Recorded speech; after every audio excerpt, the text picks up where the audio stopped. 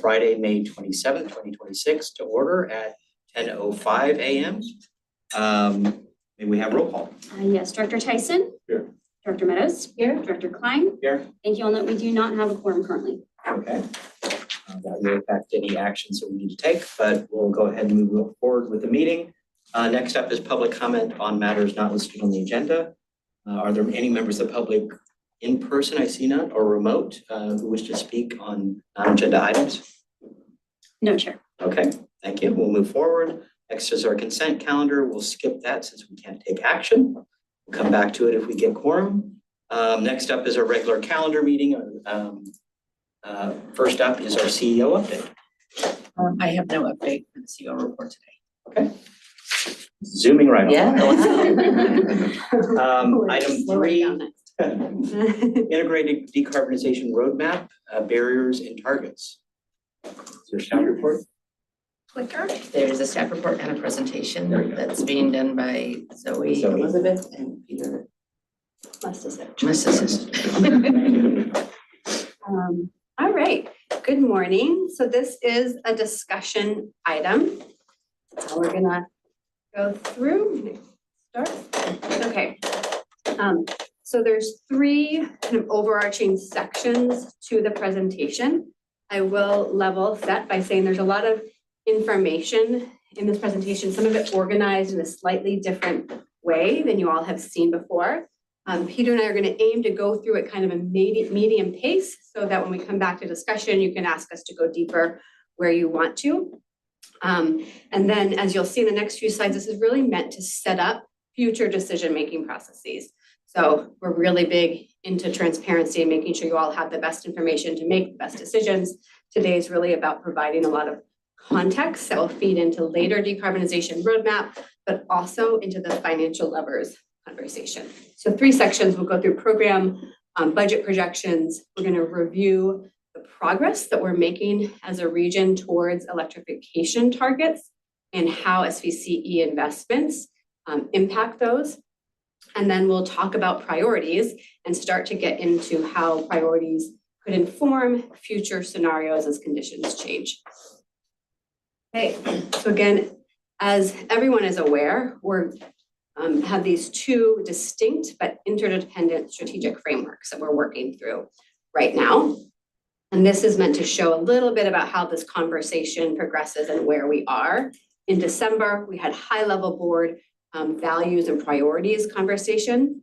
And Justin and I have been working really closely together to take that information and that kind of overall direction to feed it into the storytelling and framework and additional analysis on each of these things. Last month, you all had a presentation at the board that on the financial levers, it was like about projections and gave some example approaches. Today, we're having sort of a parallel conversation on the decarb roadmap, where there'll be context setting, looking at projections, and then an example of how we could think about trade-offs. This information is meant to inform the decarb roadmap, but also so that in June, when Justin comes back for board direction, you'll have some more details on how changing budgets in the program section would impact our electrification targets and our mission, should you choose that to be one of the levers in the financial levers that is pulled. And then August and October is when we start really making strategic recommendations and decisions in the decarb roadmap.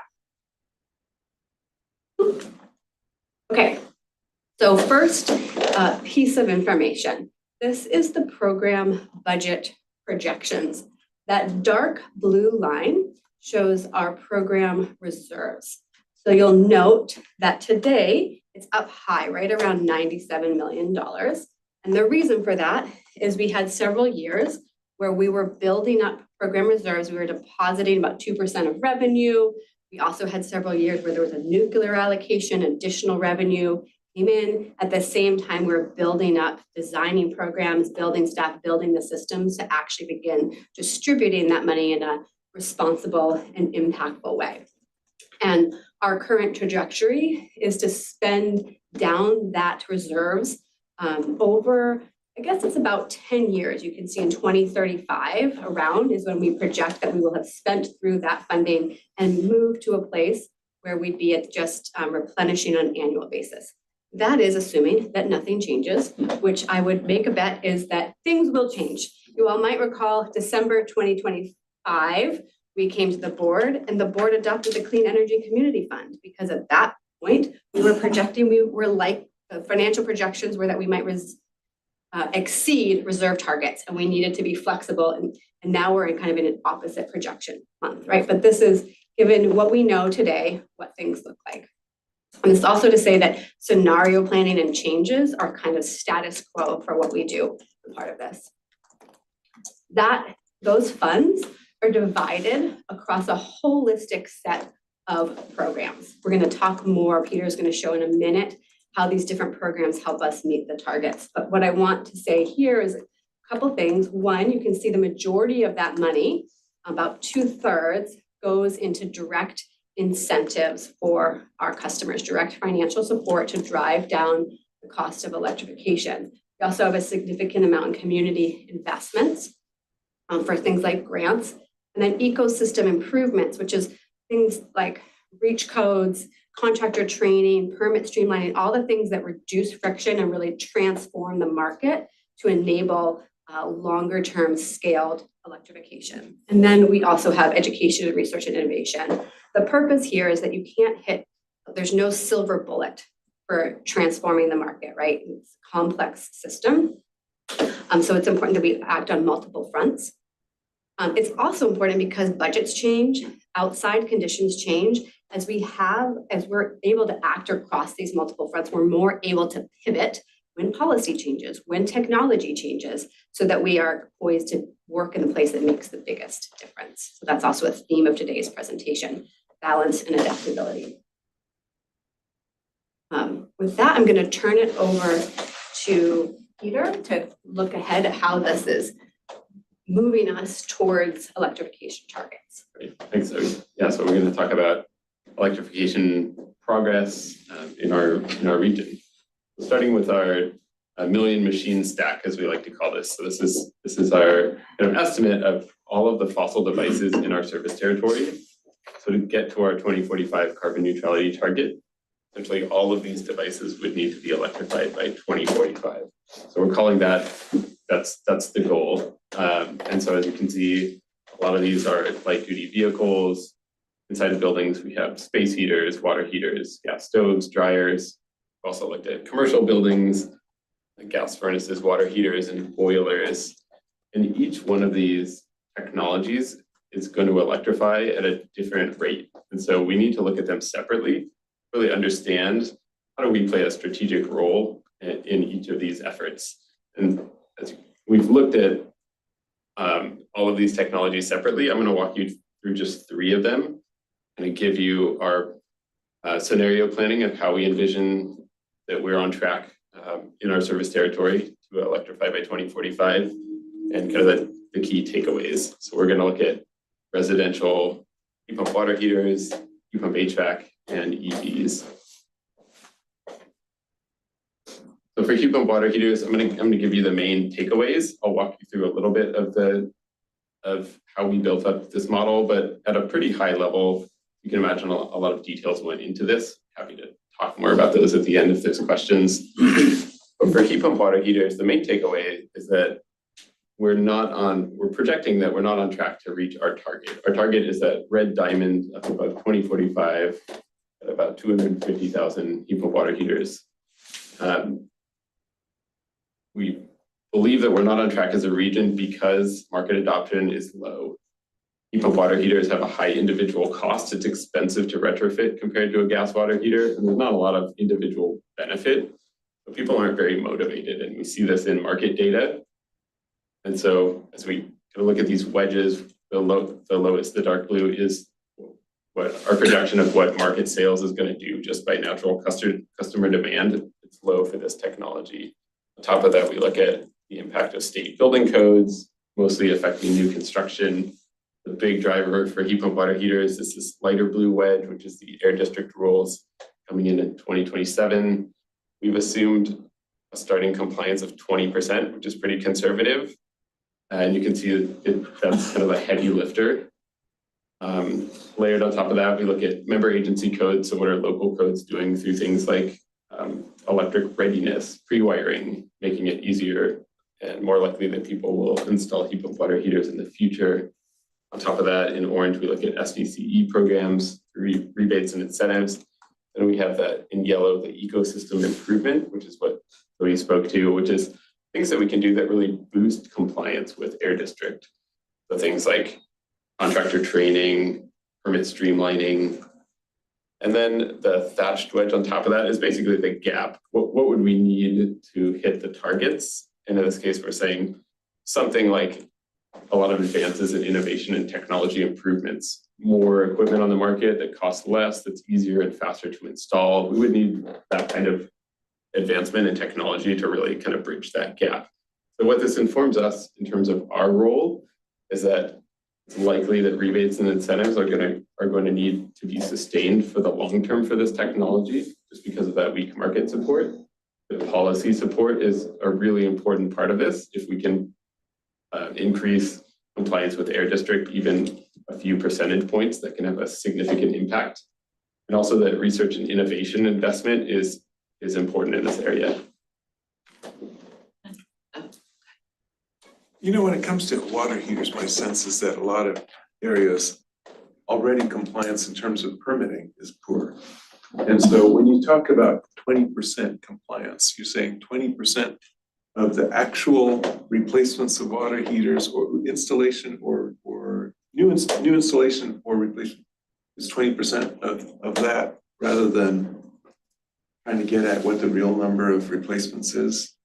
I don't know exactly if I'm asking this properly, but it seems to be the unknown thing. And also, it seems like indoor air quality is a driver for this as part of the rationale, as opposed to the carbon reduction. Yeah, it certainly could be. For the compliance, we're saying we have 20% of water heaters that are turned over each year, new or mostly retrofits, replacements for old water heaters comply with Air District. But wasn't your question about, we don't see the real number of water heaters, because most of them are not permitted, Yeah, or estimates, whatever proportion. estimates are around like 10% are permitted. We got the estimate of, we have an estimate of how many actual gas water heaters turn over, because we know the lifespan. So we've looked across all the buildings. to So see this what's is real. an attempt at the real number. Yeah, Okay. yeah, Okay, exactly. that's what we're trying to say. Yeah. If the other question, since we're discussing anyway, It's a more relaxed meeting. it's a more relaxed meeting. Mike's not laughing. Yeah, there we go. Okay. All the time. Yes, he's always there. So this is absolute numbers. So when I try to gauge if we're proportionally making progress or not, percentage wise, it almost looks like the gap is a higher percentage later on versus now. Is that true, or have you looked at it on a percentage basis? Are we making progress at least as a percent, even not looking at it on an absolute basis, or are we actually losing ground? Because that gap is pretty big, but I can't really gauge how it is relative to like 2035. So if you compare 2035 to 2045 on a percent of, is that gap bigger or smaller in 2045 relative to 2035 percentage wise? We, as part of this, we set these 2030 and 2035 kind of interim targets based on the curve that we were seeing. When we look at like percent, so we look at saturation, so percent of total water heaters that are heat pump water heaters, and it's very low right now, around 3%. And so that percentage grows over time. The gap could look higher or lower in relative years, depending on how we kind of set those interim targets, if that makes sense. Well, because the gap in 2045 looks to be about 180. The difference between 250 and 180, George, well, you guys are both engineers. So that's like 70,000 versus the gap down there in 2035 is so it's a much smaller percent down in 2035, right? So our gap is getting bigger. Because we're Proportionally trying speaking. to hit so many more targets or so many more Ah. water heaters later, like, right, the target To hit the, grows, because the yes. target grows, whether realistically or not, Mhm. it's actually a steeper Curve towards the proportionate. end, yeah. Okay. And if we assumed like a different curve for the innovation and technology, it could look really different if it was like an S shape. So, So that's a fancy name for GAP, innovation and technology improvements. And if you're Anyway. suspicious of human nature, you should show a bulge of people buying a gas water Oh. heater before theirs fails, so they don't get locked into something they didn't ask for. That's true too. And I'd say we make that assumption kind of built in, yeah. That will happen, yeah. Interesting. so gonna move us on to heat pump HVAC. Also a very different story for heat pump HVAC.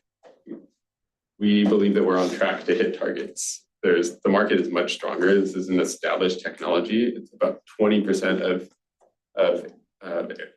HVAC sales today are already heat pumps. So there's a much stronger adoption. There's a lot stronger customer kind of perceived benefit. We think that increase in air conditioning demand throughout the region is really going to help boost this, as well as policy. Statewide building codes are effective in this area. And again, the air district rules, which will come into effect in 2029, will help support this as well. And so this tells us that likely beginning in 2033, we could completely phase out rebates and incentives for this technology and still be on track to hit targets. And that's a bigger number anyway. Right. Yeah. And then lastly, looking at EVs, not surprisingly, EVs have the highest uncertainty. Extremely hard to predict. When you think about the wild changes we've seen in EVs just over the past couple of years, seems like every day these days we're hearing about manufacturers who are rolling back products. It was a very different story a couple of years ago. And so this is one that's really, we have a lot less influence. The market is really the driver here, as well as federal policy. We do play a really important strategic role in filling in gaps that the market is least likely to touch. So for instance, access to charging for affordable multifamily housing is really important. That if we don't help invest and fill that gap, it's likely that some of those customers are going to be left behind.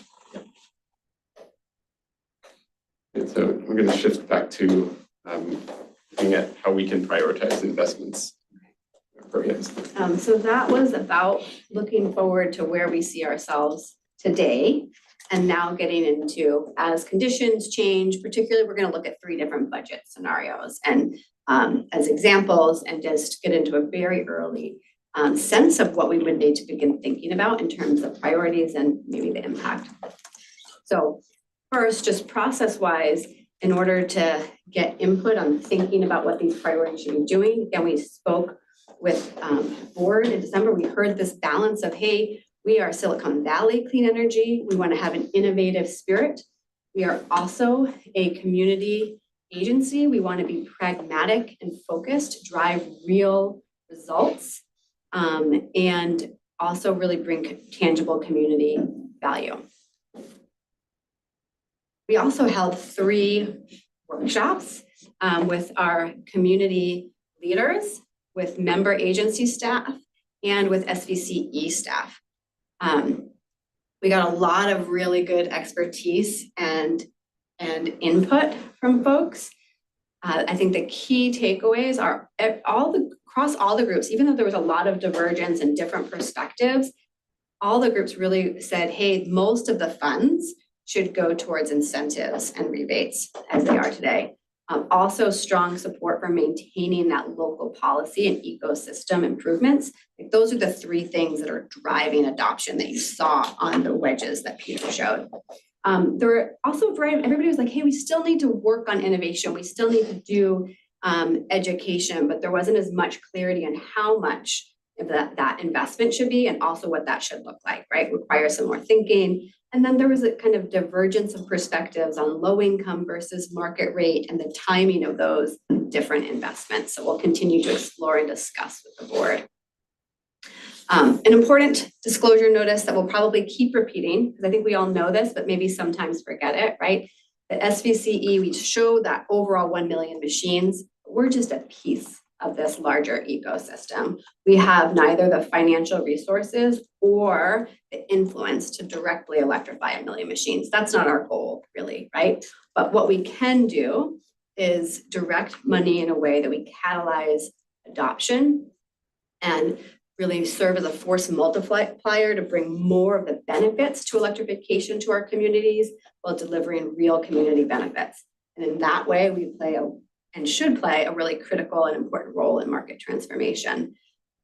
Part of making sure that we play that key role is meaning that we're planning for uncertainty, right? And so I mentioned, we showed those slides before. This is always part of how we do things with the financial levers. We're thinking about uncertainty maybe more in the nearer term.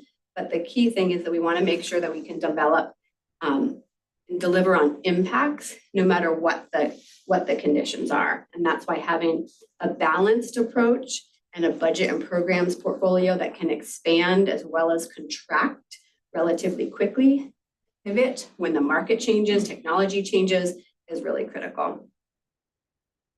So we're going to show really 4 budget scenarios. We already showed the business as usual, right? And then we'll show a high budget scenario. It's around $24 million a year, which would actually be about sustaining today's level of investment. Imagines a future where we have an unexpected influx of cash, and we could expand through that budget a longer time. A medium budget that more quickly reduces that spending starting in 2027, and then a low budget that even more quickly reduces that by about 3/4. So it's 24, 12, and $6 million are the differences in that spending. I do want to be just really clear. There's lots of different mechanisms the board could take to get to those budget levels. They would have different impacts on our overall reserves number. That's not what we're here to talk about today. That's a financial levers conversation. This is meant to just give you a sense of, if that lever was pulled, the impact on programs. Okay, so this shows these budget scenarios. I think the key thing on the gray, the business as usual, right? This is an earlier, higher level of investment.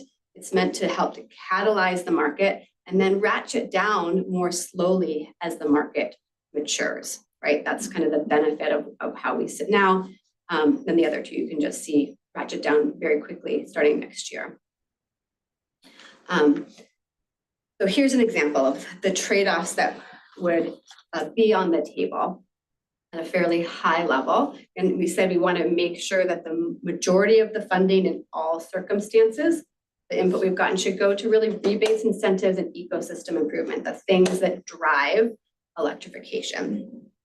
And then in these other buckets, there's some things that can descale or shrink more easily than others. Something like community investments, you can see once you get to a lower level of funding, doing a $50,000 capital grant program doesn't really make sense, right? So when we get into the low budget, that's the one thing that kind of falls away. In research and innovation, we think that you can still have an impact at lower levels. Of course, the trade-off there would be that you would have to do less. You would hit fewer people, would have to be focused on smaller and probably more research than innovation demonstrations. But this kind of shows an example of how you could maintain some level of continued effort across all of those areas, as an example. Explain a little more about Yeah. what research and innovation means for us. Yeah, absolutely. And feel free to jump into if I'm forgetting about any of the key pilots. And this is evolved kind of over time. So there's a couple things. On the research side, we have a paper that we have developed called the Electrification Solutions Analysis, where we went in, we looked at leading up to air district rules. We said, hey, let's look at what is actually feasible to do. Like, are there circumstances where today you would not be able to technologically or financially meet those air district rules? And we've developed that set of analysis and also the solutions that would need to be developed. We brought that to air district staff, and that has actually helped to inform some of the carve-outs that they have in the rules. So a big one was we realized, hey, space constraints, is a really big issue for heat pump water heaters and something that is expensive and time consuming. We recommend you have a carve out so that people can have smaller water heaters. That is part of their projection right now. That's a tangible example, also pretty low cost. We also have the rate pilots, Joel. So the e-elec rate and the recent EV rate, we consider those to be innovative pilots. The EV.energy pilot, where we were testing managed EV charging. We also, in the past years, did a pilot where we tested batteries at schools and demand flexibility at schools, another way. So these are really very practical application when you, it's Yes. not like, what if we use something besides lithium for batteries? We're not doing that. No, it's Yeah, much more. that would be power supply Yeah, related. yeah, yeah. Okay. Study. Yes, and it's much more trying to leverage, hey, we're in a unique position because we have real-time electricity use data. We have a connection to customers and local government, so trying to secure that particularly practical position, oftentimes to inform either direct policy or future program. So academics can't necessarily do this. No, Yeah.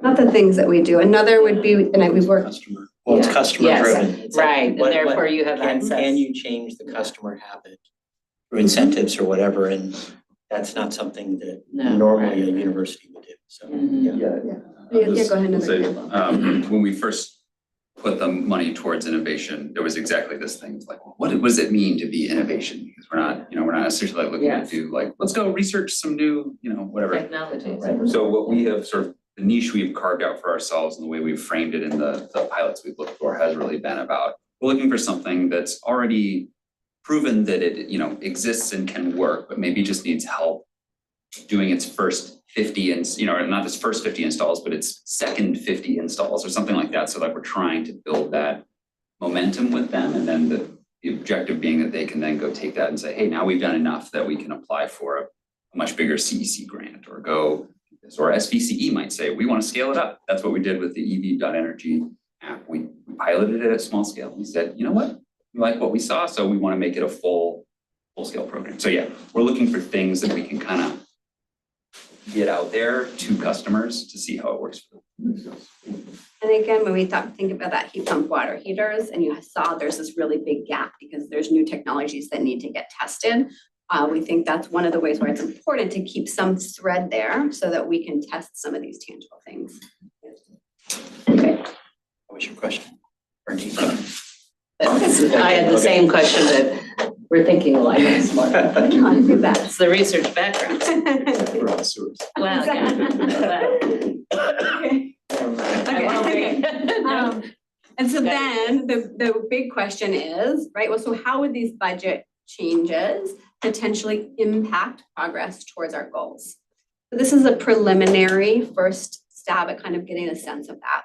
I think one thing that's clear, and I guess it's good to show this, that in the higher budget scenarios, there is more electrification. We see a greater impact and progress, and particularly it's only under the highest heat pump water heater scenario, again, which is higher than what we have today, where we see hitting that target.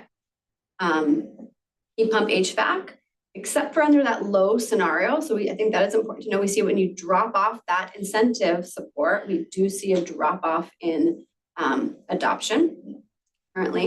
And then EVs, I'd say take this with a heavy dose of grain of salt, because that's based on today. Looking 8 months ago, it would have been a different story. But that's where things are. I think one also thing to note that peach is if our best attempt at saying, so if SVCE wasn't here, so you can get a sense of our impact. Again, you see the highest scenario, we have the greatest impact, but under all of the scenarios, the work that we're doing, you can see does, we think, move the needle. And we would always want to prioritize in a way to make sure that we're achieving those benefits. All right, we shared a lot of information. Again, this is a first, third discussion, I guess, but still early on discussion to lead up towards future conversations and decision-making later this fall. And I will, at this point, turn it back to the chair. Sure. Questions, comments? interesting analysis. I think it's great to help us visualize the impact, so. Sure. Yeah, one of the big unknown, I mean, you talk about the known knowns and Yeah. is how will the air quality rules be implemented? Yep. And that's something we can do very little about, but I think that'll have an impact on. The stronger they are, the more will happen without our help. Yes. Yep. And I would just say that's another reason why we think keeping, because if we could also get way pushed back, completely rolled back. And so we want to also make sure that we have other avenues, innovation, rebates, education, where we're continuing to do our piece to local policies to transform the market if there's a big change. Because that's certainly a Rest risk. too much, yeah. Yep. And so from partnership, so you talk about the air district, are we utilizing our channels to highlight their rebates and incentives? So, we have our own, and we see we're kind of a complement. Are we also utilizing, our channels to say, oh, and the air district has these additional incentives as we're going through this? Air District does not currently have rebates and incentives. They have, Program, I thought they did EV, so they've done city-specific pilots, or similar sort of thing, funding for EVs in Richmond or something of that nature, if I remember. I might be mistaken, but I thought it was the air district. they may have funded some of those pilots. I Okay. do know that they are looking for both on the contractor side and maybe also for some low-income incentives. We are in conversation with the Air District and other CCAs on how we could share resources, but also have the elusive one-stop shop where people would be able to have information on all the resources available in one place. And we talked about HVAC, and definitely we see an uptake there because it's just air conditioning Yep. becomes a big thing. One of my ongoing questions has been the investment cost, and it's getting cheap. HVAC is getting cheaper. The investment cost of better insulation versus going electric and HVAC. And our goal is electric. That being said, for an investment cost, do we have a good feel for the standard, let's say, low-income family? And we give incentives for either one. Is it comparable cost? Is insulation 2 to 1? And I know you have a variety of homes built at different time frames from a district standpoint, but I'm just wondering. So the best that we know on an average level, sort of two pieces, Yeah. right? As an individual, the return on investment of insulation is not often positive in our service territory because it's a relatively climate friendly, Okay. right? However, if you're a low income family, you're going to save more on your bills if your home is insulated, particularly before when you move up into HVAC. So if that money is subsidized, right? The best situation for a family would be to have an insulated home and an electric because their costs are going to go down more. So there is this, and in our program that we do, our full service home upgrade includes insulation.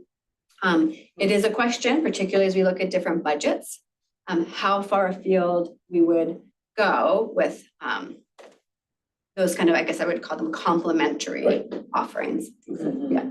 It can often be less expensive when we talk about weatherization, but Right. even more than insulation, it's like making sure that windows are sealed, things like that are more important than the insulation. Like all the air is getting changed out quickly if it's not properly sealed. Okay. And that was part of our Hanford. Yep. Absolutely. Well, Yeah. that's why I Results keep we bringing get it up. from It's that like, could be- it was our community benefit for Hampton. Yes. And it's like, And it's part of both our direct install affordable housing multifamily program and part of our direct install low income program. So, but to Zoe's point, we do it and we electrify because at the end of the day, even if you make it more efficient for the gas, that's good for bill savings, but the gas is still being used. It's a little bit less maybe, but And that's ultimately what our. I guess I hadn't seen insulation as part of our program. So Yeah, I just. I've only seen the HVAC itself. It's not part of the home rebates program. Right. So, and that's the one that you Oh, I just see. see. So it's Okay. hiding in weatherization, It's just- is that where it is? It's, I well, shouldn't it's say these are our hybrid. programs where we say we take care of everything, and as Okay. part of that, we're trying to help lower your bills, and we do other stuff beyond just the electrification. Okay. And then what does the So- state do through the public benefits fund? Are there programs? Yeah, and then there's other programs out there that PG&E funds or the AREN funds and other entities funds that I are. think that would be useful for the board members as a whole to get that component because, we focus on, water pumps and HVAC and all this. But part of that, it's that complement that's, okay, what can we do? Just to get a better idea. So maybe with, we have a programs update coming to the board, maybe we can have programs outside of SVCE.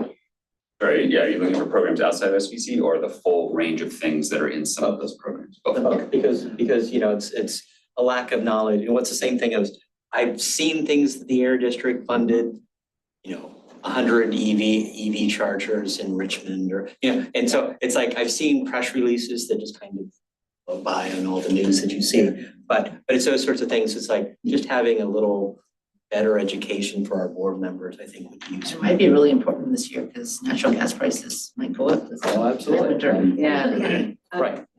And I also think that if there are external programs for insulation and stuff, Yep. we'd be better served and more directly focused on our mission if we link people to those other programs rather than us funding them directly when it's insulation or new windows or whatever. So I would think, that's No, just my abs- opinion. Absolutely, and I think it's using our channel, it's like we're trusted from a community standpoint. And using our channels of communication to leverage that, so it's like educating our board members and then our community farther, so. Yeah, and I think our multifamily direct install has been a great example of that, of like taking in as many other rebates and kind of resources as possible to help with some of those costs. Do you have a video of what someone who goes through, or a builder who goes through the multifamily direct install? 'Cause, you have had a brochure, you've had videos in the past showing people who did various things, but I think it would help us, because sometimes you put together these nice pieces that we can understand what that is, because there's more components in there than, just talking about it now, I realize that there's more components than I necessarily thought about. Yeah, for that program, I'm we're taking notes. just about to have our first 3 projects finished, and so. we'll have some material. It's that, okay, Yeah. yeah. And so we'll be able to share that out. Do a piece about also, it, and yeah.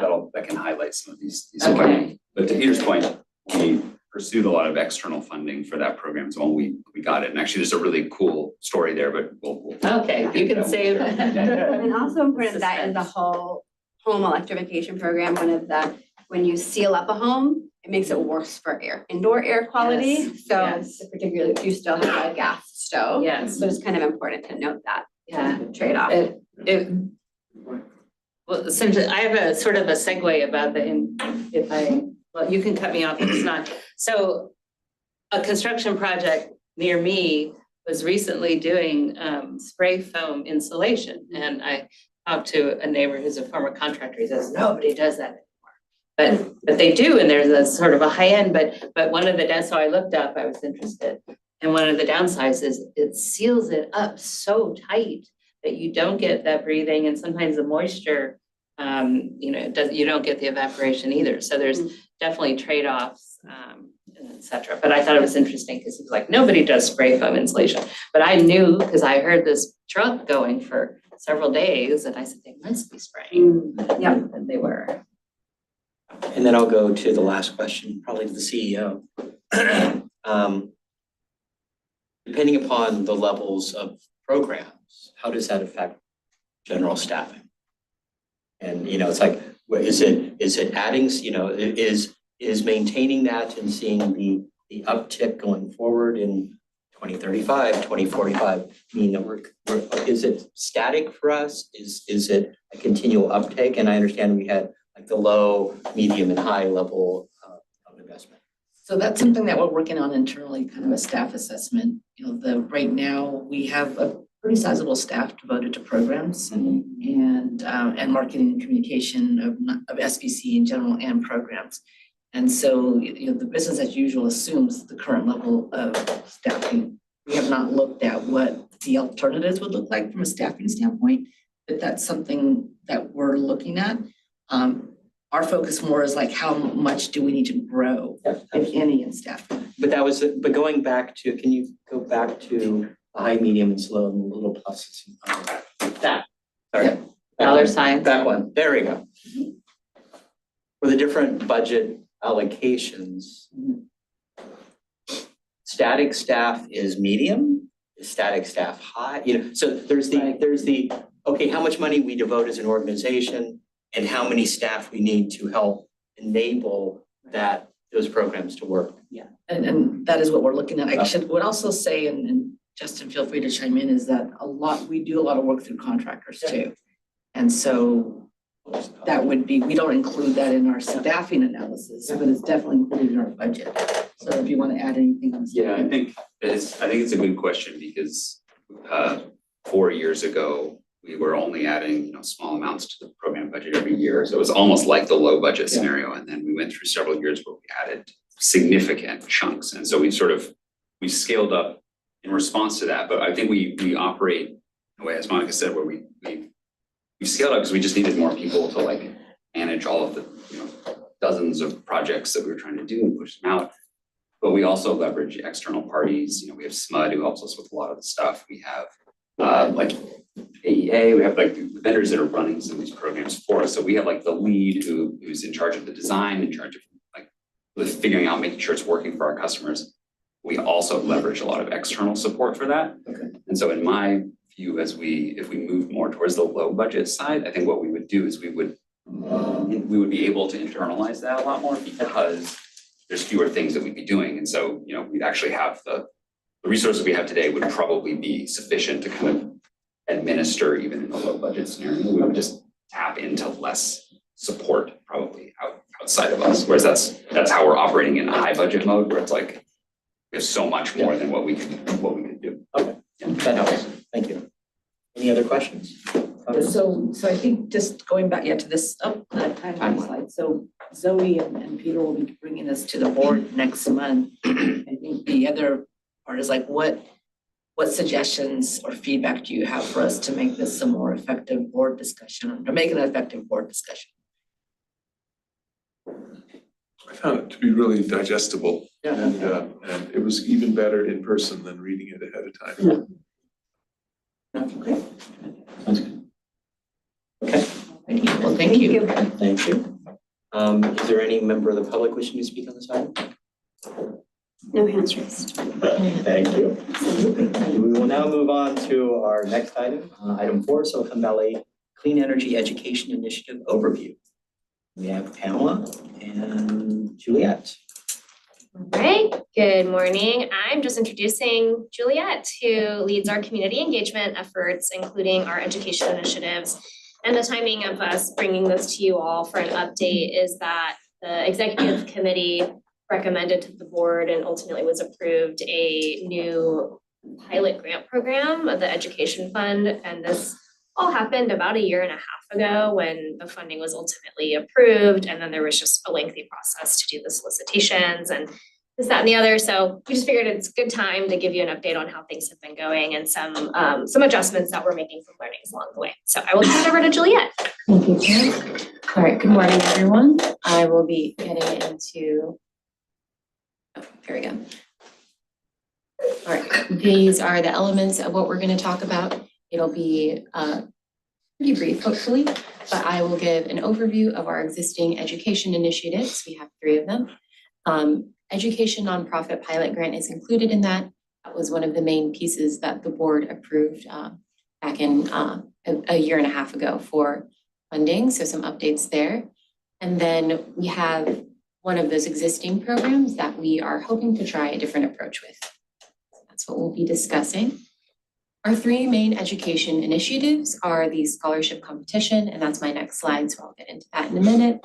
Education Nonprofit Pilot Grant and the student sponsorships, which are essentially project funding for local students in our area.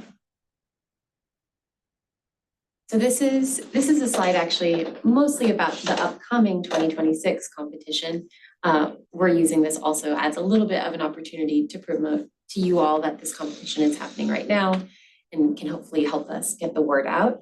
But this is kind of a long-running tradition of what we've been doing for education at SVCE. So this year we are doing the art competition. It's open right now. We've gotten a couple of submissions to April 24th. And we have different art projects that we're looking for from different grade levels. But I guess over the years, the scholarship competition has been running since 2018. So we typically get pretty good participation. Way back when it was Bike to the Future, and I think we had over 200 students participate over the years. And in the COVID pivot, we made it more of a virtual competition, and we usually see about 10 projects or 10 submissions a year for this kind of more digital competition. And we've gotten over 60 submissions since we've been running that.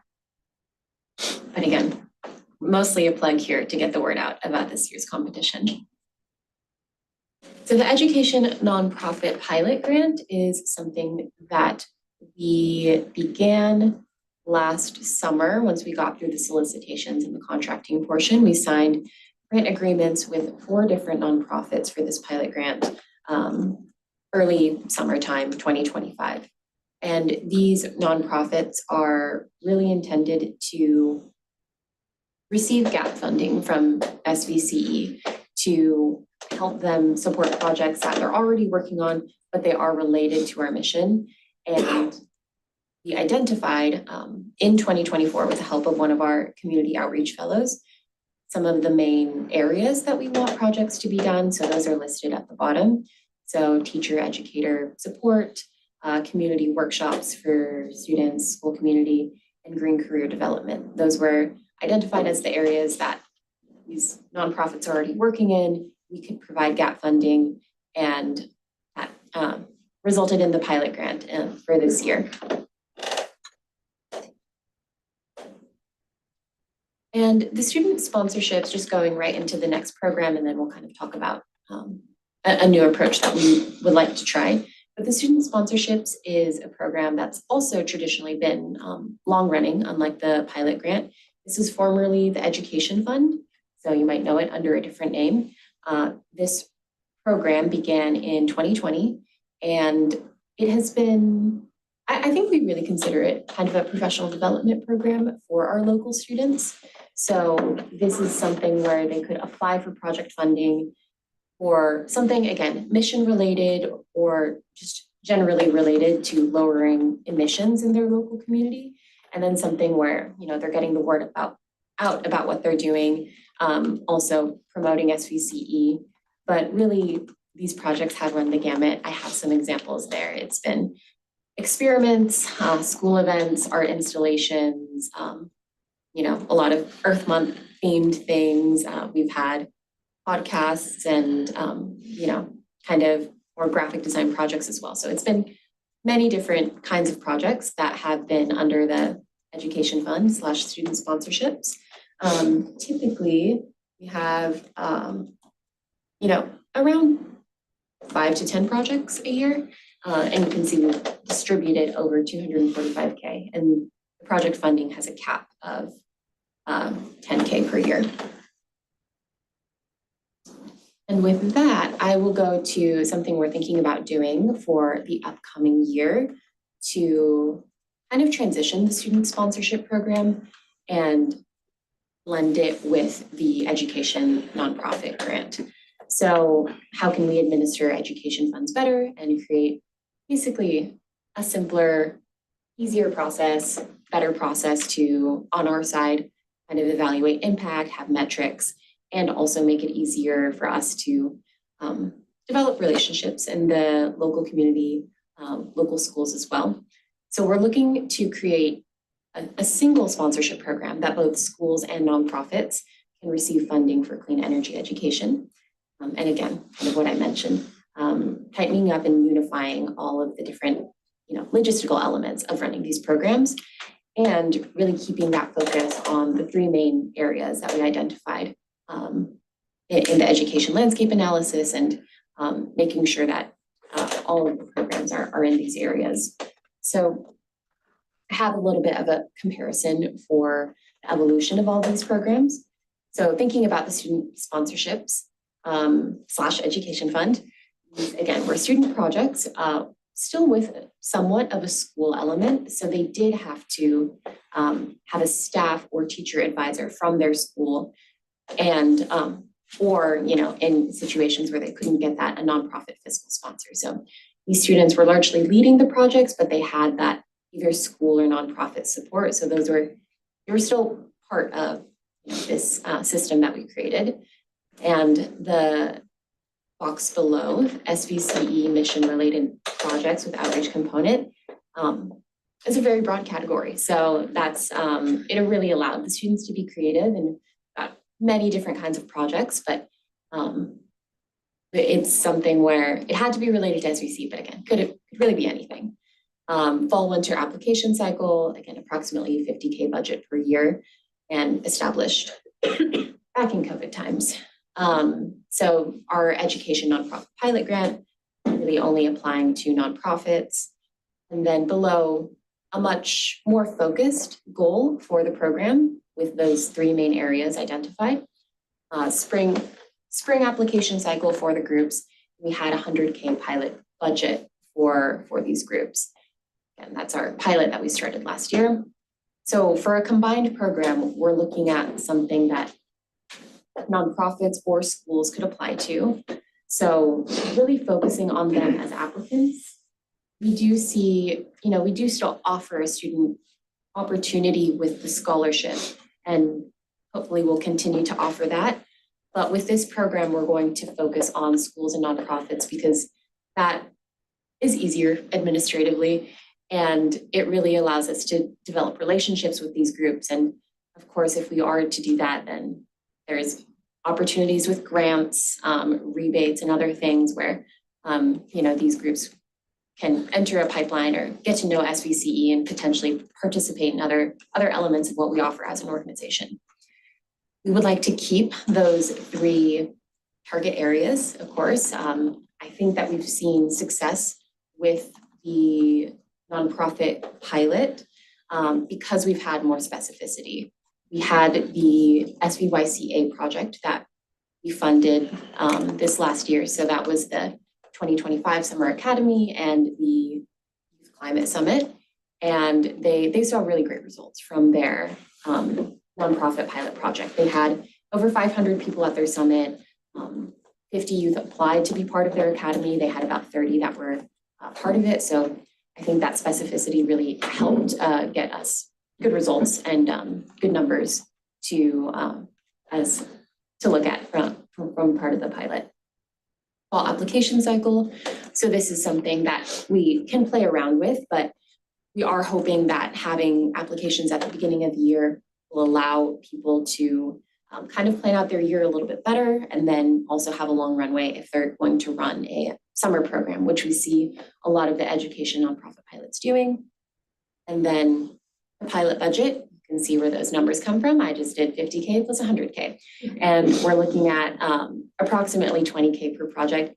That number also comes from the education landscape analysis, where after basically doing informational interviews with several different nonprofits, what they said for gap funding for what they're working on is 20K would work for them to kind of expand their work in our territory or to be part of the pilot. And hopefully launch in 2026, that is ambitious. Next step, so we are going to see these projects finish up. Of course, SVCE is already finished up. Their project last year was a summer project, but most of them will finish up this June through October. We want to solicit feedback from past education program participants on, if these changes will make their experience better. That's what we are hoping to hear. And of course, an ask below, just to remind everyone about the scholarship competition due April 24th. But yeah, that is everything that I have. They're available to answer any questions, or if anyone is interested. Yeah, I had a question that just started to, maybe you already answered it, Lou, just the previous slide. And that was, anytime you have a block of money, you say, am I gonna do a few projects that are really oomphy?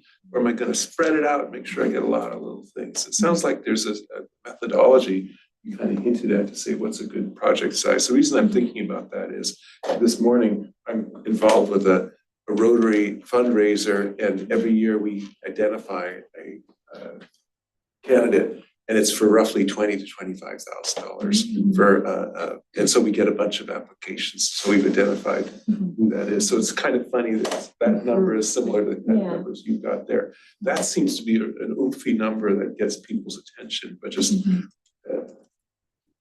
you're in a somewhat narrow range there. And so just that kind of is the range that you generally think is, say, 10,000 to 30 or something in that range is where you really have an impact, and it's worth people's effort to go through that. Yeah, that's again, that number comes from the education landscape analysis from 2024. That sounds so methodical. Yeah, I know. And I will say, Yeah. credit where credit's due, is one of our fellow projects, actually. So Julie Miller, when she was here, I want to say interviewed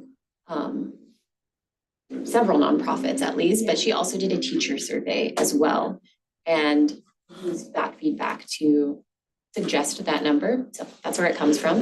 Number. Yeah, and I'll just like add on to that. Part of why we did this is because, you know, we were getting hit up by all these different student groups saying like, hey, we want to do a litter cleanup, we want to do a safe school thing, you know, like so many disparate projects, right? Because there's so many motivated students with really amazing ideas, and you know, sometimes they don't always hit the mark because we're like, well, I don't know if we want to fund a recycling program because it's not directly aligned to our mission. It's environmental, of course.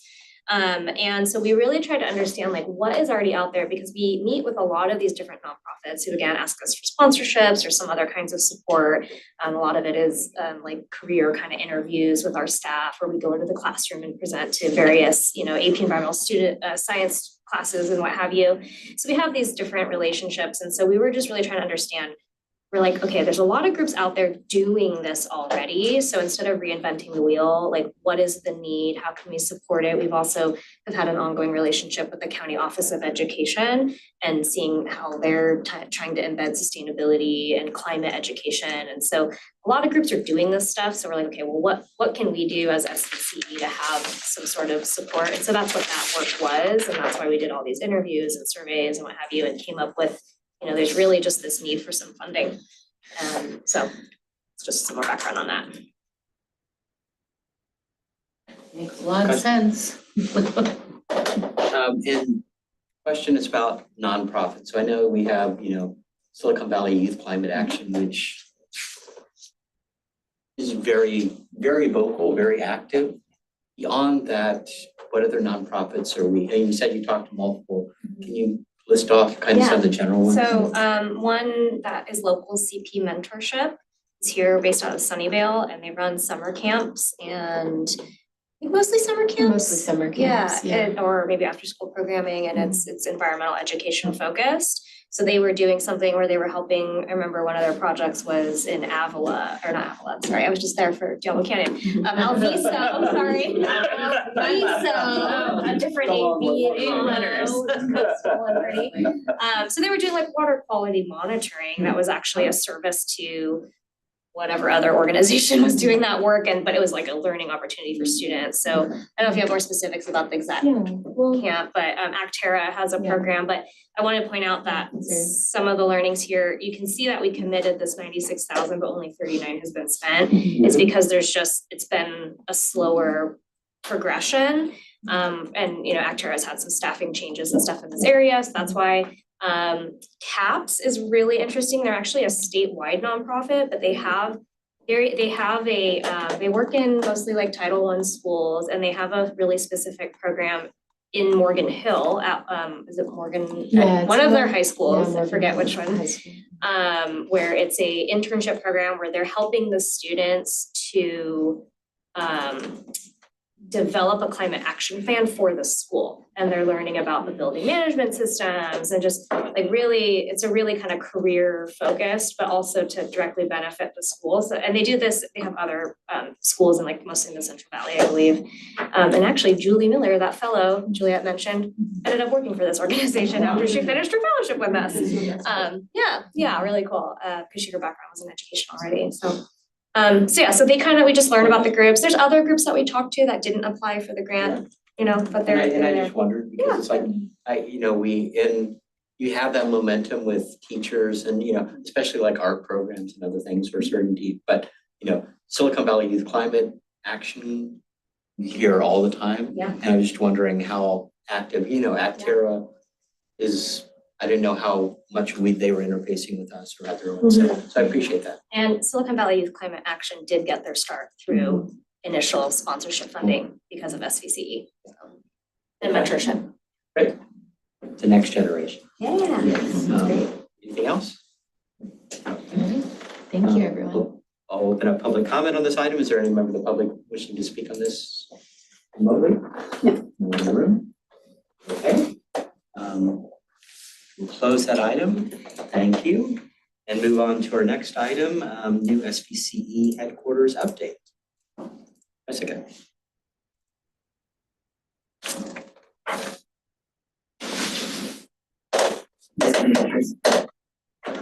Hi, everyone. Can you hear me? Again. Alrighty. Good morning, everyone. My name is Jess Cornejo, and I am the Decarb and Community Strategies lead at SVCE. And I'm also part of the buildings team as well. And today's presentation will give a brief update on how our building is going. Next slide. So to set the stage, we have phased the building into two parts. The first phase prioritizes the staff workspace as well as the board chamber. And phase two entails the community space, which we briefly presented on in the January EC meeting and received approval to revisit that in the next financial year.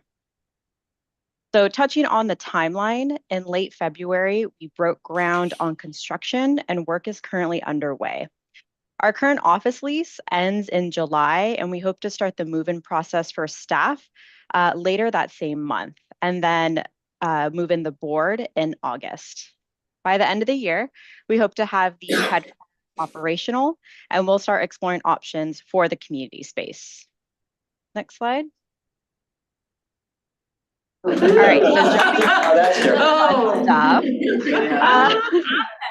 Yikes. So we have a few action slides of the construction that is happening in the building. So this slide is floor one, so the first level, and this is basically the trench work that is being done to expand the piping in the building for water usage.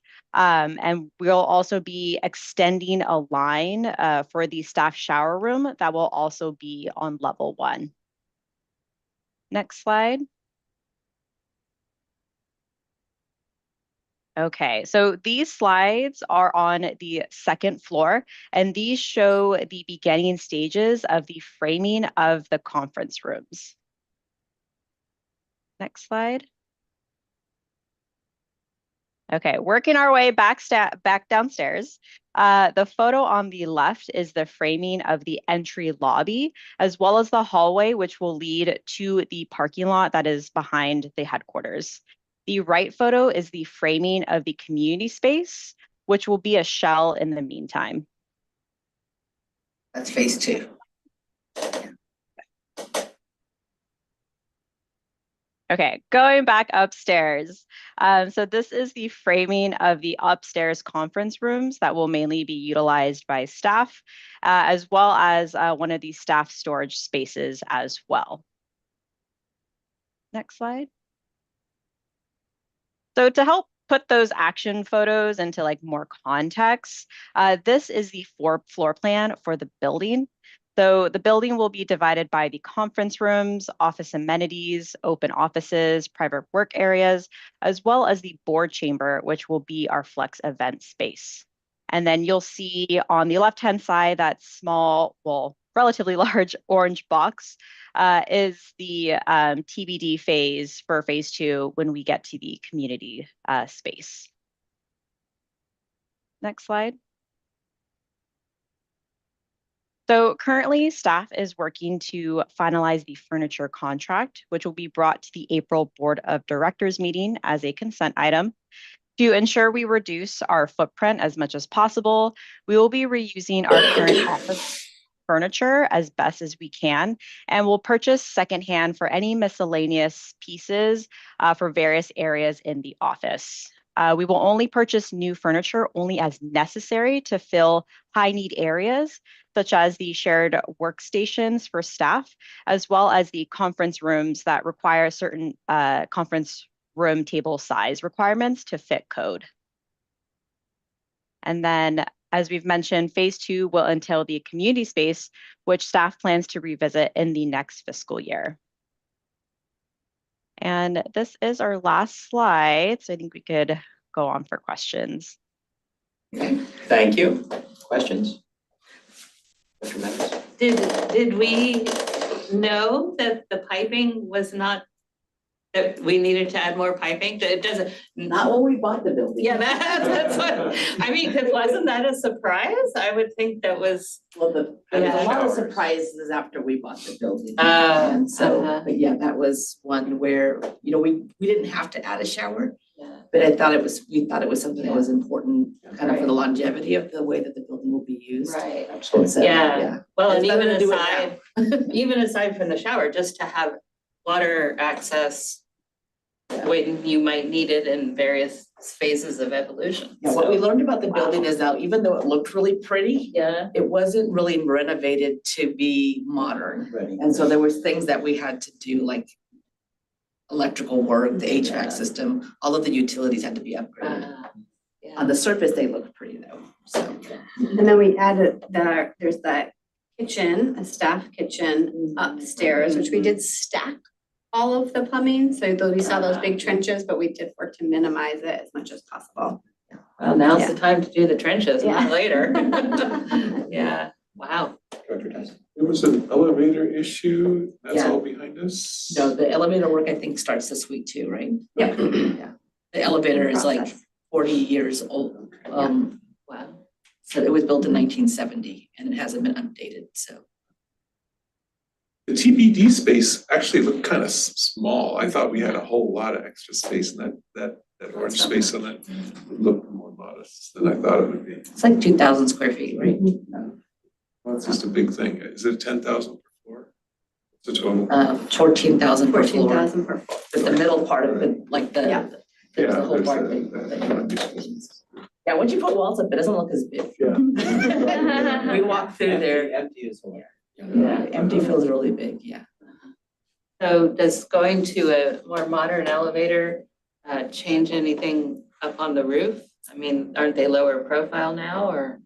I think it's the same elevator, it's just the mechanical part that's being. Oh, it's the same, okay.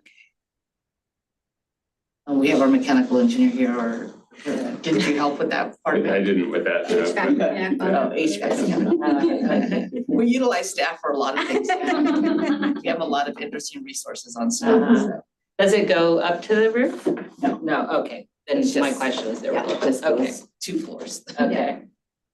But schedule-wise, you showed us there. It sounds as though we have a little bit of, it's not a crunch if it's not quite ready when we.